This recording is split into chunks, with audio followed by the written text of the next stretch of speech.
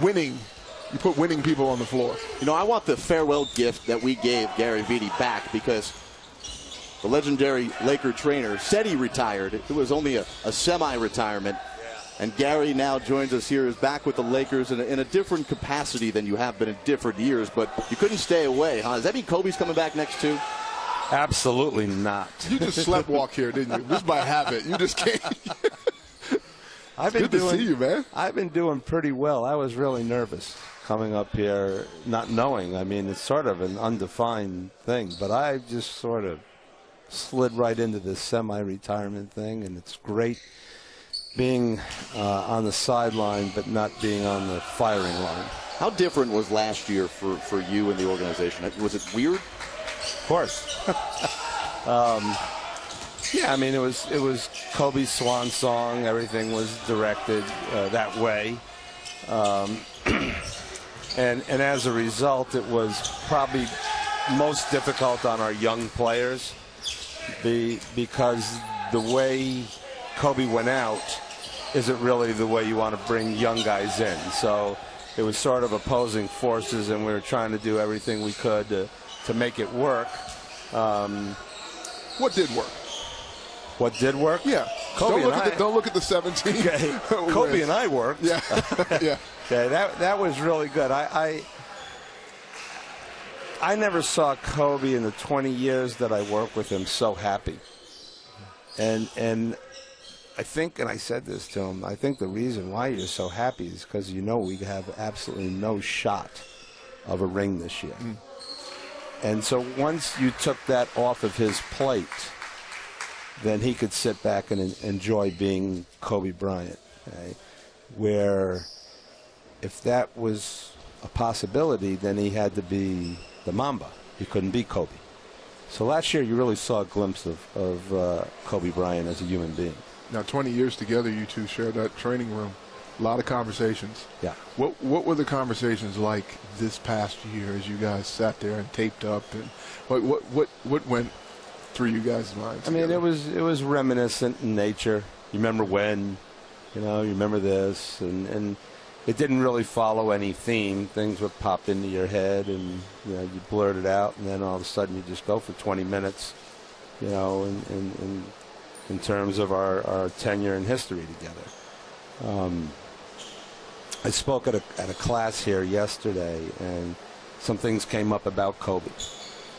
And I said, whatever you think of Kobe Bryant, there's 5 things that you cannot take away from him. And one is that he was talented. But as you know, he was not the most talented. There were other people that had more talent than him, but we're going to give him talent. Right? 2, he worked harder than anyone I've ever worked with. 3, he was more competitive than anyone that I ever worked with. He grew up with my daughters, right? And he would beat them. He would cheat in a game of tiddlywinks with my little girls to win. I mean, he has to win. Mm-hmm. So his competitive spirit is beyond none. And he was tougher than anybody that I had ever worked with. And intellectually, he is brilliant. And whatever else you want to say about him, you have those 5 things, and it was a great honor to spend 20 years with him, because even in the 20th year, I was still in awe of the things he could convince himself to do. Well, how about the last thing he did was something we'd never seen him do, and what are you thinking with all the patchwork and super glue and whatever else you used to get him on the court the last few years, watching him take 50 shots? Yeah. Well, you knew that's the way he was going to go out. Okay? The most unbelievable thing that I think I ever saw him do, which was sort of a ridiculous thing to do, but when he ruptured his Achilles, I don't know if you know this, he actually shot the free throw. No, before that he reached back and tried to pull it down. Oh, jeez. Like, I don't know what he was thinking. Like, you're going to reattach your own Achilles tendon. Then he told me, he goes, I think maybe I can run on my heel. And I had to let him work through these thoughts for a few seconds until I could finally say, listen, you're done. But I'll let you shoot the free throws if you want. And then we'll foul. Dead ball will get you out of the game. He said, I'm shooting them. And, then we went back in the back and threw a couple Gatorade bottles around. They would be body armors today. That's right. Yeah. Kobe ever the evolving athlete. You've been around some of the greats. You've seen them go from rookie status to, in case of Kobe, legendary status. When you watch these young men on this team, because they're young, what is your hope for them? What have you seen from them that gives Laker fans hope? Yeah. You know, Mitch put me on the spot the other night. He didn't tell me he was going to do this, but he asked me to get up and say a couple things to the players. And what I said to them, because I think we have a really nice young group of kids, I said to them, I want you to understand that you are playing for a storied franchise. And there's not many in the world. You could say the New York Yankees, you could say Manchester United. We're that franchise. And there's been a lot of blood and sweat, and some of it's your blood and sweat, that went into putting those banners on the walls. And now it's your responsibility to wear that jersey with Lakers on the front. You bear that responsibility to be a Laker. It's special to be a Laker. It's different than putting another jersey on. I'm sure other teams that would hear me say this right now are not happy with what I'm saying. But I feel, that this franchise is special. Right? And you need to act that way on the court, off the court, play hard, you play to win. And that's the message that I left these young kids, and I think they received it well. We've had a nice spirited training camp so far. Yeah. I mean, they've been spirited. Yeah. You know, they don't know what they're doing out there, but they're spirited, which is a good start. When you saw Luke Walton here wearing a jersey, did you have the feeling that one day he could be the head coach of this team? Not initially, but it became very apparent to me along the way that Luke's basketball IQ was very, very high. And I'll tell you how that was apparent. During timeouts when he wasn't in the game, you could see he was thinking the game, and he had a lot to say, you know, but he wasn't the coach, so he'd say it to me, you know. So he was sort of coaching in his head, and you know. Did you ever take credit for any of his ideas? Actually, yeah. Yeah, I would listen to him and then repeat, parrot what he said and make it look like I was a really smart guy. Well done. Yeah. Hey, one of the things that's evolved over the years, obviously, in sports medicine is nutrition, and a whole lot's been made of Brandon Ingram, his frame, how much he needs to put on his body. I've heard people debate whether it's healthy or unhealthy to pack on the pounds or how you do it. What's been the approach with Brandon, and how quickly do you try and get that done? Yeah, I think we have to be really, really realistic. Okay, if you put 20 pounds on Brandon, and I'm just guessing here, just looking at his body, I think that's a lot for him. I think he has some real, what I would call wiry strength. You know, we have him on a very good nutritional program and strength program, and if the pounds go on, then they go on. Okay? I don't think you can force it. I think you have to do it the right way. And I think it's also unfair to compare him, when I look at him, to compare him to Kevin Durant. I like looking at him more as Tayshaun Prince, who had a very slight body and had a very long and successful career.